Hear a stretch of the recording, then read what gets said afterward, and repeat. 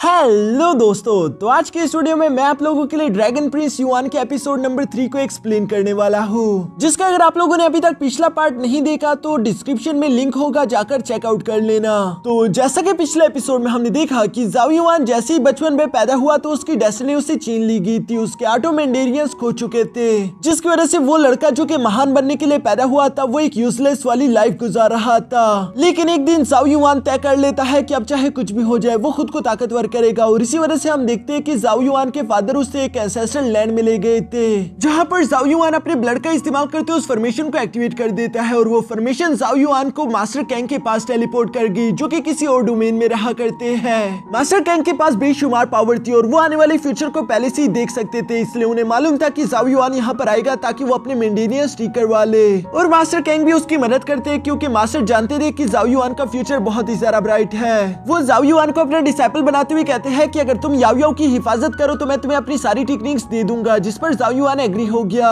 Master Kang भी खुशी खुशी अपनी सारी टेक्निक्स जाओ युआन को पास आउट करके उन्हें वापस से अर्थ पर भेज देते हैं, जिसके बाद हम देखते हैं कि मास्टर जाओ के पीछे वहाँ उसी प्लेनेट पर 3 गॉडली कल्टिवेटर्स आ गए थे, जिनके साथ वो अकेले फाइट करते हैं, और इस खतरनाक फाइट की वजह से हम लोगों को ये भी मालूम हो जाता है कि मास्टर जुआन की रियल ताकत क्या है। अब आगे दोस्तों, तो इस वीडियो में आगे बढ़ने से पहले मैं आप लोगों को एक एनिमे के बारे में बताना चाहता हूँ, जिसका नाम है सीलिंग आइसलैंड। ये कहानी है एक गॉडली कल्टिवेटर की, जिसे एक इंसानी लड़की से प्यार हो जाता है। कहानी काफी जरा जबरदस्त है, जिसका सीजन 2 भी जल्दी आ जाएगा, और इसके सीजन 1 को ऑलरेडी मेरी लड़की वाली दोस्त ने नरेटर अली वाले चैनल पर अपलोड कर दिया। मुझे तो वो बहुत ही ज्यादा पसंद है, I mean, उसकी एक्सप्लेनेशन बहुत ज्यादा पसंद है। आप लोग भी जाकर देखो, यकीनन आप लोगों को भी वो एक्सप्लेनेशन बहुत ज्यादा अच्छी लगेगी, और अगर हो सके तो मेरे दोस्त को मेरी तरफ से थोड़ा सा प्यार दिखाना, क्योंकि आज से वो भी मेरे नरेटर अली चैनल पर मेरे साथ वीडियोस को एक्सप्लेन करेगी। आप लोगों को जो भी एनिमेस पसंद हो आप लोग कमेंट करके बता सकते हो, आप लोगों के लिए वही एनिमे एक्सप्लेन कर दिया जाएगा।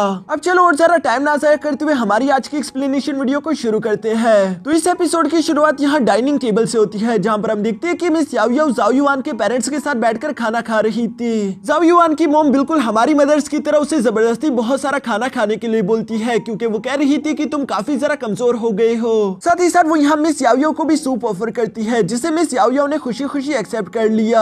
टुन टुन को भी वो सूप चखकर काफी जरा पसंद आ रहा था। तभी दूसरी तरफ हम देखते हैं कि जाओ किंग अपने लिए वाइन भरने लगते हैं, जिसकी स्मेल लेते हुए याओ याओ कहती है कि आखिर ये किस तरह की दवाई है, क्योंकि इसकी जो खुशबू है वो मुझे काफी जरा पसंद आई। जिस पर जाओ युआन की मॉम जवाब देते हुए कहती है कि ये कोई दवाई नहीं बल्कि ये वाइन है, और ये लड़कियों के लिए बिल्कुल अच्छा नहीं। लेकिन दूसरी तरफ मिस याओ याओ तो यहाँ जिद करते हुए कहती है कि मैं ये चखना चाहती हूँ, जिस पर तो जाओ किंग के पास भी दूसरा कोई रास्ता नहीं बचता, और वो यहाँ वाइन का जग लेकर मिस याओ याओ को पकड़ा चुके, जहाँ पर मिस याओ याओ ने तो डायरेक्टली जग से ही वाइन पीना शुरू कर दिया। यहाँ पर मिस याओ याओ को ऐसा करता हुआ देखकर युआन और उसके पेरेंट्स तो सिर्फ देखते ही रह गए, क्योंकि मिस याओ याओ दिखने में काफी जरा खूबसूरत लग रही थी, और वाइन पीने के बाद मिस याओ याओ कहती है कि ये काफी टेस्टी है। दूसरी तरफ मिस किन्यो यहाँ पर गुस्सा होते हुए कहती है कि जाओ किंग देखो तो सही, तुमने एक बच्ची को बिगाड़ दिया। जबकि ये कहते हुए अचानक ही उन्होंने खांसना शुरू कर दिया। मिस याओ याओ को महसूस हो जाता है कि मिस किन्यो की एनर्जी काफी कम पड़ गई, इसलिए वो फौरन अपने पास से एक जेड लोटस फ्लावर आर्टिफैक्ट निकालकर यहाँ मिस किन्यो को ऑफर करते हुए कहते हैं कि प्लीज इसे एक्सेप्ट कर लीजिए, ये आपकी एनर्जी को वापस से ठीक कर देगा। जिस पर मिस किन्यो मना करते हुए कहती है कि नहीं नहीं, इसकी कोई जरूरत नहीं, वो तो बस एक मामूली सी वाइन है, भला इसके बदले मैं इतना कीमती ट्रेजर तुमसे कैसे ले सकती हूँ। दूसरी तरफ जाओ युआन तो यहाँ पर अपनी मॉम की फिक्र करते हुए कहता है कि मॉम प्लीज इस आर्टिफैक्ट को एक्सेप्ट कर लीजिए, मैं मिस याओ याओ का ये एहसान जरूर चुका दूंगा, अभी के लिए आपकी सेहत ज्यादा इंपॉर्टेंट है। जो सुनकर आखिरकार मिस किन्यो मान गई। तभी अचानक वहाँ पर एक सर्वेंट आते हुए जाओ किंग से कहता है कि एक बहुत बड़ी इमरजेंसी हो गई,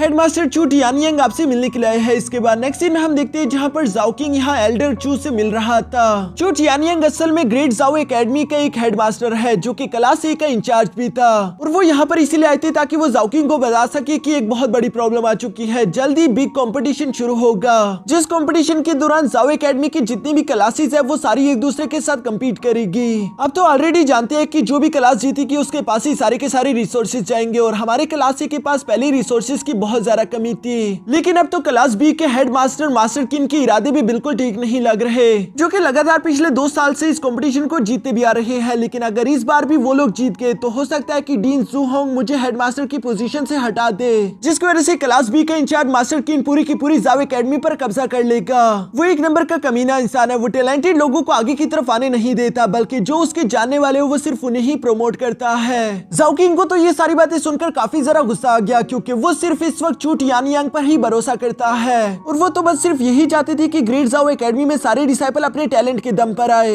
इसलिए मास्टर जाओ किंग को काफी ज्यादा गुस्सा आ रहा था, उन्हें समझ नहीं आता कि आखिर वो इस जू किंग का क्या करे। तभी अचानक वहाँ पर मौजूद जाओ युआन अपने फादर से कहता है कि आप इसकी फिक्र ना कीजिए, जबकि साथ ही साथ वो हेडमास्टर से सवाल करते हुए कहता है कि मास्टर चू आप भी बिल्कुल फिक्र ना कीजिए, क्योंकि बिग कंपटीशन को शुरू होने में अभी 3 महीने बाकी है और मैं इन 3 महीनों में अच्छे से प्रैक्टिस करके आप लोगों के लिए ये कंपटीशन जरूर जीतूंगा। जिस पर मास्टर चू जवाब देते हुए कहते हैं लेकिन ये काम तुम्हारे लिए बिल्कुल पॉसिबल ही नहीं, क्योंकि इस वक्त ये बात सब जानते हैं कि एकेडमी का सबसे ज्यादा पावरफुल वॉरियर कियू है। हमने अपनी क्लास से इस वक्त यूवी को इस कंपटीशन के लिए चुना है, क्योंकि वो अपने 6 मैंडेरियंस ओपन कर चुकी है। फिलहाल तो हमारी क्लास में यूवी से ज्यादा पावरफुल कोई भी नहीं, हमारी सारी उम्मीदें यूवी से है। लेकिन तभी अचानक यहाँ जाओ युआन कॉन्फिडेंट होते हुए कहता है कि एल्डर चू आप मुझ पर भरोसा रखिए, क्योंकि इस बार का ये कंपटीशन मुझे पूरा यकीन है कि क्लास ए ही जीतेगी। आपको घबराने की कोई जरूरत नहीं, मैं इसका अच्छे से ध्यान रखूंगा। जो सुनकर एल्डर चू यहाँ जाओ युआन का शुक्रिया अदा करता है। इसके बाद नेक्स्ट सीन में हम देखते हैं जहाँ जाओ युआन यूवी के साथ सिटी में घूम रहा था। यूवी जाओ युआन से सवाल करते हुए पूछती है कि बिग कंपटीशन जल्दी शुरू होगा, तुम्हारी आखिर तैयारियां कैसी चल रही है। जिस पर जाओ युआन जवाब देते हुए कहता है कि मेरी तैयारियां तो ठीक चल रही है, लेकिन मैं तुमसे सवाल करना चाहता हूँ कि क्या तुम सच में इनर कोर्टयार्ड जाना चाहती हो। जिस पर यूवी जवाब देते हुए कहती है कि हाँ, अगर तुम मुझसे इनर एकेडमी के अंदर चले गए तो आखिर मैं आउटर एकेडमी में रहकर क्या करूंगी, इसलिए मैं भी इस कंपटीशन में फाइट करके लड़ना चाहती हूँ ताकि मैं जीत कर तुम्हारे साथ आ सकूं। ये बात तो कोई अंधा भी देखकर बता सकता है कि यूवी यहाँ जाओ युआन को पसंद करती है, इसलिए वो उसे दूर होना नहीं चाहती। लेकिन दूसरी तरफ जाओ युआन बेवकूफ अभी तक इस बात को समझ नहीं पाया।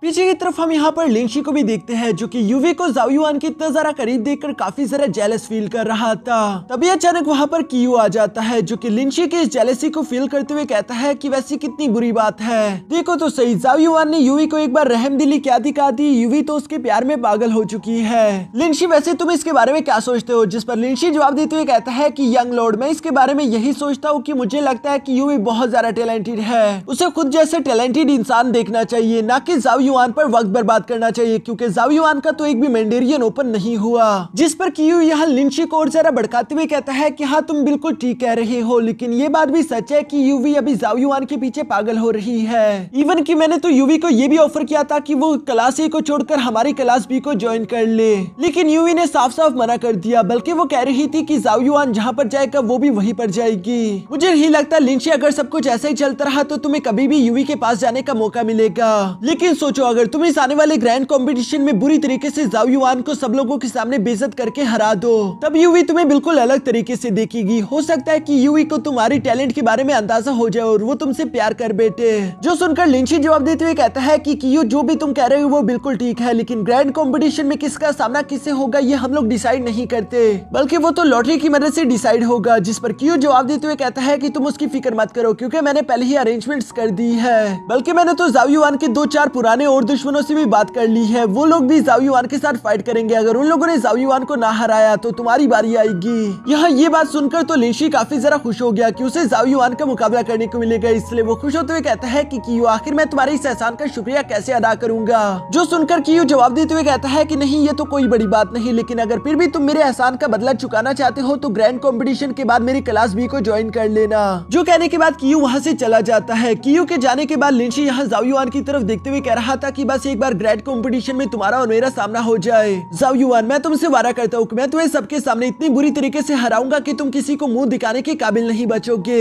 दोस्तों हो सकता है कि इस ग्रैंड कंपटीशन के बारे में आप लोगों को थोड़े बहुत कंफ्यूजन हो रहे हो, इसलिए सब कुछ मैं अभी से क्लियर कर देता हूँ। ये एक ऐसा कंपटीशन है जो कि हर साल में एक दफा होता है। पिछले कई सालों से लगातार क्लास बी से जीतती आ रही थी और इसी वजह से सारे के सारे पावरफुल कल्टिवेटर धीरे धीरे क्लास बी की तरफ चले गए, जिसकी वजह से क्लास बी काफी ज्यादा ताकतवर हो चुकी है। लेकिन क्लास बी का जो हेड मास्टर है वो बिल्कुल भी अच्छा इंसान नहीं, बल्कि वो पूरे के पूरे जाओ एकेडमी पर कब्जा करना चाहता है। इसीलिए क्लास ए के हेड मास्टर काफी ज्यादा परेशान थे। लेकिन दूसरी तरफ जाओ युआन ने उन्हें भरोसा दिलाया कि आप फिक्र ना करें, इस बार का ये कंपटीशन हम ही जीतेंगे, क्योंकि जाओ युआन ये बात जानता है कि उसने कुछ न्यू पावर्स हासिल की है जिसकी मदद से वो इस कंपटीशन को जीत जाएगा। लेकिन जाओ युआन की इन पावर्स के बारे में और कोई नहीं जानता।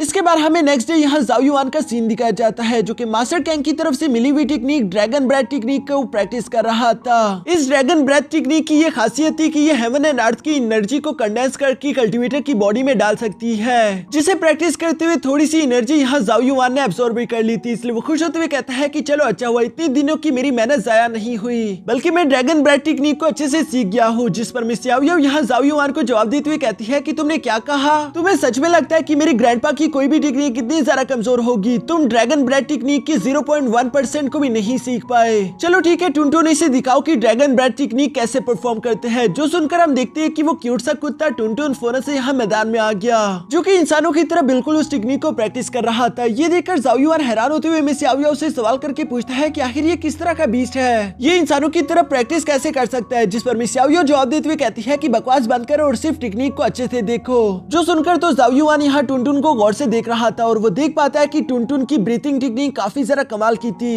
उसके पोस्टर के साथ उसका सारा के सारा मूवमेंट काफी अच्छे से मैच हो रहा था। उसका हर एक इनहेल और एक्सहेल बिल्कुल मैचिंग में है। इसी वजह से टुनटुन ने वहाँ पर हेवन एंड अर्थ की काफी ज्यादा एनर्जी कंडेंस कर ली थी, जिसकी वजह से ऑलमोस्ट वहाँ पर एक ब्लैक होल भी क्रिएट हो गया था। यानी कि टुनटुन ने एक ही बार ड्रैगन ब्रेथ टेक्निक से काफी ज्यादा एनर्जी अपनी बॉडी में संभाल ली है। ये देखकर तो जाओ युआन इंप्रेस होते हुए कहता है कि हाँ, ये तो मानना पड़ेगा कि ड्रैगन ब्रेथ टेक्निक बहुत ही ज्यादा खास है। मैं अभी तक इसके फुल पोटेंशियल को नहीं सीख पाया। जबकि साथ ही साथ वो टुनटुन की रियल एबिलिटीज देखकर भी काफी ज्यादा शौक था, इसीलिए वो टुनटुन को रिस्पेक्ट पेश करते उसे काफी ज्यादा खाना लाकर दे देता है। असल में जाओ युआन को टुनटुन से डर लग रहा था कि कहीं किसी दिन टुनटुन गुस्सा ना हो जाए और उसकी वाट ना लगा दे।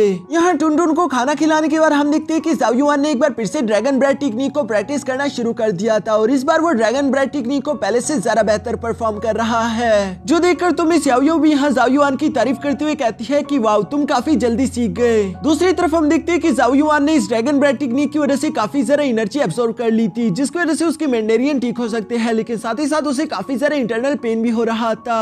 मिस याओ याओ तो ये देखकर जाओ युआन से कहती है कि हाँ, तुमने क्या सोचा था कि ये टेक्निक इतनी आसानी के साथ तुम मास्टर कर लोगे? शुरू में इसमें काफी ज्यादा दर्द होता है, मैं तो तुम्हें समझा भी नहीं सकती कि शुरू में मुझे कितना पेन हुआ था। ये कहते वो जैसे ही जाओ युआन की तरफ देखती है, जाओ युआन तो दोबारा से अपनी जगह पर खड़ा हो गया और उसे अब कोई तकलीफ नहीं हो रही थी। जो देखकर तो मिस याओ याओ को अपनी आंखों पर यकीन नहीं आता। जबकि दूसरी तरफ जाओ युआन तो दोबारा से ड्रैगन ब्रेथ टेक्निक करने के लिए रेडी हो चुका था, क्योंकि वो काफी ज्यादा खुश होते हुए कहता है कि ये टेक्निक बहुत अच्छी है। अगर मैं इस टेक्निक को जल्दी जल्दी परफॉर्म करूँ तो हो सकता है कि मैं जल्द से जल्द अपने सारे के सारे मैंडेरियंस भी अनलॉक कर लूं। मिस याओ याओ तो उसे डांटते हुए कहती है कि क्या तुम मरना चाहते हो? ड्रैगन ब्रेथ टेक्निक को कोई भी इंसान दिन में एक बार ही परफॉर्म कर सकता है, क्योंकि इसमें काफी ज्यादा पेन होगा। जिस पर जाओ युआन जवाब देते हुए कहता है, लेकिन मैं तो बिल्कुल नॉर्मल फील कर रहा हूँ, ऐसा लगता है कि मैं दूसरी बार भी इस टेक्निक को प्रैक्टिस कर सकता हूँ। ये सुनकर मिस याओ याओ अपने मन में कहती है कि कहीं ये इसी वजह से तो नहीं क्योंकि जाओ युआन जब पैदा हुआ था तो उसके ऑटो मैंडेरियन शुरू से ही ओपन थे, साथ ही बचपन में उसके पास ड्रैगन ब्लेसिंग भी थी। हो सकता है कि ये इसी वजह से इतनी ज्यादा दर्द को आसानी के साथ झेल पा रहा हो। दूसरी तरफ हम देखते हैं कि अब तक जाओ युआन ने एक बार फिर से ड्रैगन ब्रेथ टेक्निक को प्रैक्टिस करना शुरू कर दिया था। जबकि मिस याओ याओ उसे गौर से देखते हुए अपने मन में कहती है कि मैं देखना चाहूंगी। ये बात तो सच है कि ये लड़का बिल्कुल नॉर्मल नहीं, लेकिन मैं ये देखना चाहती हूँ कि आखिर ये ड्रैगन ब्रेथ टेक्निक को एक दिन में कितनी बार परफॉर्म कर सकता है। यहाँ कुछ देर बाद हम देखते हैं कि जाओ युआन थक कर नीचे गिर गया और वो गिरते हुए कहता है कि बस अब और मुझसे नहीं होगा। जबकि मिस याओ याओ यहाँ जाओ युआन के पास आकर कहती है कि ऑलरेडी तुमने एक दिन में 4 दफा इस टेक्निक को परफॉर्म कर लिया, खुद को अंडर एस्टिमेट मत करो क्योंकि ये बहुत ही ज्यादा अनयूजुअल है। मुझे शुरू में लगा था कि मेरे ग्रैंडपा वैसी बिला वजह तुम्हारी ज्यादा तारीफें कर रहे थे, लेकिन अब देखकर मालूम हुआ कि हाँ, वो जो भी कह रहे थे बिल्कुल सच था। यहाँ ग्रैंडपा की बातों से जाओ युआन को याद आया कि ग्रैंडपा ने तो ये भी कहा था कि याओ याओ के पास काफी ज्यादा पावर्स है, लेकिन वो अपनी पावर्स को एक्टिवेट नहीं कर सकती। तो इसका मतलब ये भी होगा कि मिस याओ याओ तुम्हें हेवनली मार्क्स के बारे में काफी कुछ मालूम है। जिस पर मिस याओ याओ जवाब देते हुए कहती है कि हाँ, तुमने बिल्कुल सही कहा। जाओ युआन तो ये सुनकर खुश होते हुए मिस याओ याओ से कहता है, फिर मुझे थोड़ी बहुत हेवनली मार्क्स के बारे में कुछ सिखा दो ना, वैसे भी जल्दी एक ग्रैंड कंपटीशन आने वाला है जिससे पहले मैं खुद को तैयार करना चाहता हूँ। जिस पर मिस याओ याओ जवाब देकर कहती है कि नहीं, मुझसे उम्मीद मत रखो क्योंकि मुझे सिखाना नहीं आता और ये काम बहुत ज्यादा पकाऊ है। दूसरी तरफ जाओ युआन भी तो यहाँ पर मिस याओ याओ की कमजोरी के बारे में जानता था, इसलिए वो मिस याओ याओ से कहता है कि अगर तुम मुझे हेवनली मार्क्स के बारे में सिखाओगी तो मैं तुम्हें इस पूरे की पूरी सिटी की सबसे बेस्ट वाइन पिलाऊंगा।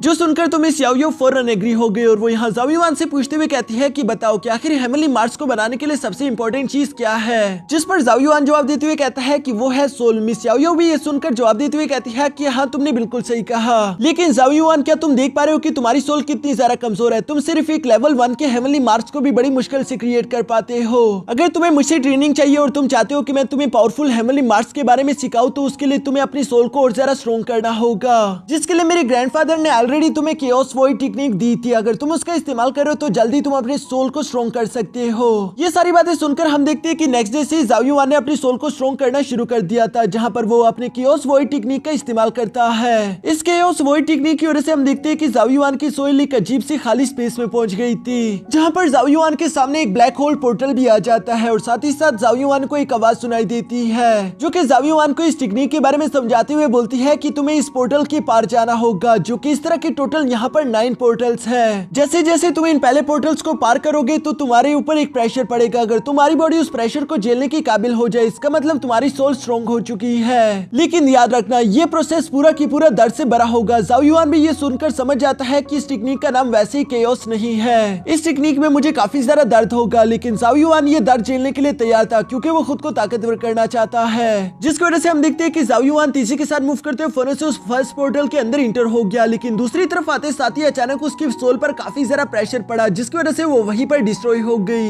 और जाओ युआन बिल्कुल उसी बाहर पहली वाली जगह पर आ जाता है, जहाँ पर जाओ युआन दर्द से कहता है कि ये बहुत ज्यादा खतरनाक था, मुझे तकलीफ भी हुई, लेकिन लगता है कि मुझे ये बार बार करना होगा, तभी मेरी स्ट्रॉन्ग ताकतवर हो पाएगी। वैसे भी ये बात हर कोई जानता है कि अगर कोई भी लोहा ताकतवर होना चाहता है तो उसे पहले आग की भट्टी में खुद को झोंकना होगा।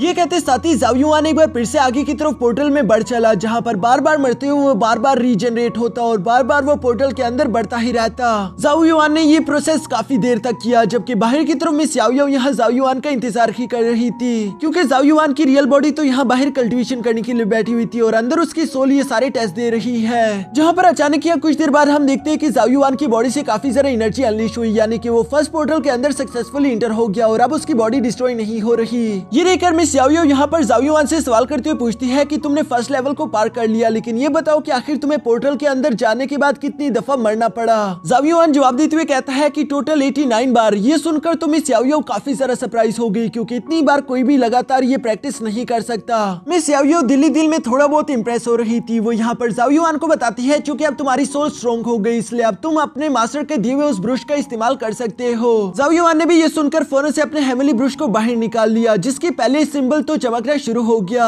यानी कि जाओ युआन अब इसकी टोटल 10% पावर का इस्तेमाल कर सकता है। हम देखते हैं कि वो ब्रश बड़ा होकर किसी स्पेयर की तरह काम करता था, जो कि किसी भी चट्टान के आर पार हो सकता है। साथ ही साथ जाओ युआन इस ब्रश का इस्तेमाल करते हुए हेवनली मार्क्स क्रिएट कर सकता है और इस ब्रश से बनाया हुआ हर एक हेवनली मार्क काफी ज्यादा स्ट्रॉन्ग होगा। जाओ युआन तो ये सब देखकर काफी ज्यादा खुश हो जाता है और उसे अपना ये हेवनली ट्रेजर काफी ज्यादा पसंद भी आया। जबकि दूसरी तरफ मिस याओ याओ यहाँ जाओ युआन से कहती है चूंकि अब तुम्हारी सोल पहले से स्ट्रॉन्ग हो गई तो मैं तुम्हें एक न्यू हेवनली मार्क के बारे में सिखाने वाली हूँ, जिसे कहते हैं टाइगर रोर हेवनली मार्क, जिसे शुरू में प्रैक्टिस करना जाओ युआन के लिए थोड़ा सा मुश्किल था, क्योंकि जाओ युआन इस सिंबल को अच्छे से परफॉर्म नहीं कर पा रहा। जबकि दूसरी तरफ जाओ युआन बिल्कुल भी हार नहीं मानता, बल्कि वो लगातार अगले 3 महीनों तक इस हेवनली रोर टेक्निक को प्रैक्टिस करता रहा। साथ ही साथ वो अपने ड्रैगन ब्रेथ और क्रेओस वॉइड टेक्निक को भी छोड़ता नहीं, बल्कि 3 महीनों तक लगातार इन टेक्निक्स को प्रैक्टिस करने की वजह से आखिरकार हम देखते हैं कि वो इन्हें मास्टर कर चुका और यहाँ टेस्ट का भी वक्त आ चुका है, जहाँ इस ग्रेट एग्जामिनेशन टेस्ट को देने के लिए सारे के सारे डिसाइपल अरीना के बाहर पहुंच चुके थे। मिस युई भागते भागते फौरन से यहाँ जाओ युआन के पास पहुंच गई, जिसे देखकर जाओ युआन खुश होते हुए कहता है कि वाह, तुमने अपना एक और मेंडेरियन अनलॉक कर लिया, तुम तो काफी अच्छे से कल्टीवेशन कर रही हो। जिस पर मिस युई जवाब देते हुए कहती है कि तुम भी कुछ कम नहीं, तुमने भी पिछले 3 महीनों में काफी ज्यादा मेहनत की है। दूर से कियो भी यहाँ जाओ युआन को देखकर कहता है कि यानी कि जाओ युआन भी इस कंपटीशन में हिस्सा लेगा।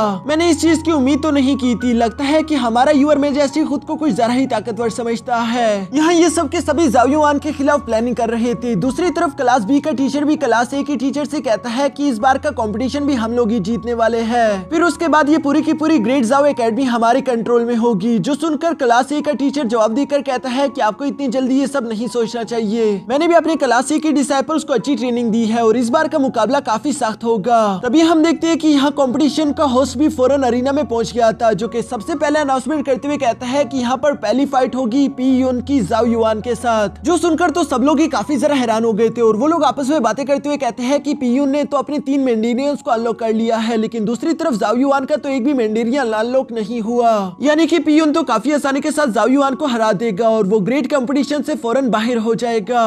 मिस युई को भी जाओ युआन की फिक्र हो रही थी, लेकिन जाओ युआन उसे मुस्कुराकर कहता है कि तुम मेरी फिक्र मत करो। ये कहने के बाद जाओ युआन जंप करते हुए फौरन से अरीना में आ गया, जहाँ पर पी यून भी जाओ युआन के सामने आकर उसे कुछ जरा ही अंडर एस्टिमेट करते हुए कहता है कि जाओ युआन चलो तैयार हो जाओ। ये कहते साथ ही पी यून ने आगे की तरफ बढ़ते हुए जाओ युआन पर हमला करना शुरू कर दिया। जाओ युआन यहाँ पर पी यून के सारे हमलों को डॉज करते हुए उससे कहता है कि मैं जानता हूँ कि तुम्हें यहाँ पर कियो ने भेजा है, मुझे अफसोस के साथ कहना पड़ रहा है कि आज की इस फाइट को तुम नहीं जीत पाओगे। ये कहते साथ ही जाओ युआन यहाँ पी यून के अटैक्स को काफी आसानी के साथ रोक रहा था और इसी तरह से फाइट करते हुए जाओ युआन पीछे की तरफ जंप कर देता है, जबकि दूसरी तरफ पी यून अपने मन मन में कह रहा था कि मुझे अब इस लड़के को हराना ही होगा, जो करने के लिए हम देखते हैं कि अचानक उसने अपने मेंडेरियंस की पावर अनलॉक कर ली, जिसके बाद पियून तीसी के साथ आगे बढ़ते हुए यहाँ एक जोरदार पंच करते हुए जाओ युआन को हिट करना चाहता था, लेकिन हम देखते हैं कि जाओ युआन ने तो सिर्फ अपने एक हाथ का इस्तेमाल करते हुए उसके पंच को ब्लॉक कर दिया। साथ ही साथ जाओ युआन उसे घुटनों के बल ले आता है, जो देखकर तो सब लोग ही काफी ज्यादा सरप्राइज हो गए, क्योंकि किसी ने भी उम्मीद नहीं की थी कि जाओ युआन इतना भी ज्यादा ताकतवर हो सकता है। अभी तक तो जाओ युआन ने अपनी मेंडेरियंस की पावर भी अनलॉक नहीं की। सब लोगों को ये खुद पर हंसता हुआ देखकर पियून को बहुत ही बेइज्जती फील होती है, इसलिए हम देखते हैं कि अचानक उसने गुस्से में आकर अपने तीनों की तीनों मेंडेरियंस अनलॉक कर लिए, जिन सब की एनर्जी का इस्तेमाल करते हुए गुस्से के साथ यहाँ सीधा जाओ युआन की तरफ भी बढ़ रहा था। लेकिन दूसरी तरफ जाओ युआन तो बहुत ही कूल तरीके से यहाँ पियून को एक ही लात में हिट करते हुए अरीना से बाहर पटक चुका, जो देखकर तो कियो और उसके सारे दोस्तों का मुंह खुला की खुला रह जाता है, जबकि इवन यूवी भी सरप्राइज हो गई थी। जाओ युआन भी यहाँ पर फ्लेक्स करते हुए कहता है कि मैं पहले राउंड को जीत गया, तुमसे लड़ना तो ऐसा था जैसे कि मैं किसी बच्चे से लड़ रहा हूँ, अभी तक तो मैंने अपने हेवनली मार्क्स की पावर भी एक्टिवेट नहीं की थी। और इसी तरह से फ्लेक्स करते हुए जाओ युआन वहाँ से कूल तरीके से अरीना से नीचे की तरफ रवाना हो गया। कियो को तो ये सब देखकर जाओ युआन पर बहुत ही गुस्सा आ रहा था, लेकिन दूसरी तरफ हम ये बात जानते हैं कि जाओ युआन ने एक tiger roar heavenly mark technique सीखा है, जिसकी एबिलिटी कितनी खतरनाक है ये तो हम लोग नेक्स्ट एपिसोड में ही देख पाएंगे। और इसी के साथ हमारा ये एपिसोड यहीं पर खत्म हो जाता है। अब दोस्तों अब आप लोग मेरी दोस्त की एक्सप्लेनेशन को भी जाकर चेकआउट कर सकते हो, जिसका लिंक मैंने नीचे डिस्क्रिप्शन में दे दिया है, और यकीनन आप लोगों को वो सीरीज काफी ज्यादा पसंद आएगी। अगर दोस्तों आप लोगों को उसकी एक्सप्लेनेशन अच्छी लगी तो प्लीज वीडियो को लाइक कर देना और एक कमेंट भी कर देना, लिंक नीचे डिस्क्रिप्शन में है।